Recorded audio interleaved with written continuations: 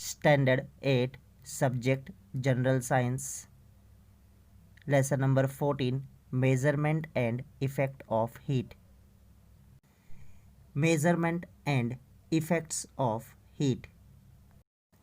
As we know, to perform any sort of work, energy is required. Energy are of various types such as potential energy, kinetic energy, heat energy, chemical energy, sound energy, electrical energy, solar energy, atomic energy, etc. In this chapter, we are going to learn about heat energy. We know that heat can flow from one place to another, which is called transfer of heat. In the previous standard, we have studied that transfer of heat can be done in three ways, and the names are conduction, convection, or radiation. These are the three ways in which heat can transfer from one object to another object. We have also learned that state of matter changes due to heat. For example, ice is converted into water by heating, and water is converted into water vapor by heating. In the reverse way, water vapor after condensation converted into water, and after cooling water is converted into ice.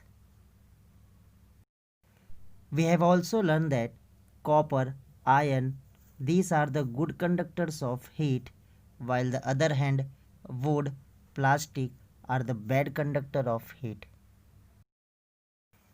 We have also seen that expansion and contraction of the solid, liquid and gases due to heat. We have seen that when we give heat to an object, it expands and it contracts on cooling. Also, the state of matter changes due to heat. We have also seen that construction and function of a thermoflask. In this chapter, we are going to study concept and unit of heat, sources of heat, temperature, heat and temperature, thermometer of heat, expansion of solid, areal expansion of solid, volumetric expansion of solid, expansion of liquid, and expansion of gases. Which effects of heat do you know? Some effects of heat are shown in the figure. What are they? Let us see them one by one. In this figure, we have seen that water in a container is kept on a burner, and we have seen that water is boiling. Here, liquid is converted into gas.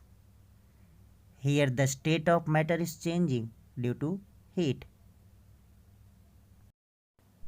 In this figure, we have seen that ice cube melt. That means solid is converted into liquid. Here also state of matter is changing due to heat.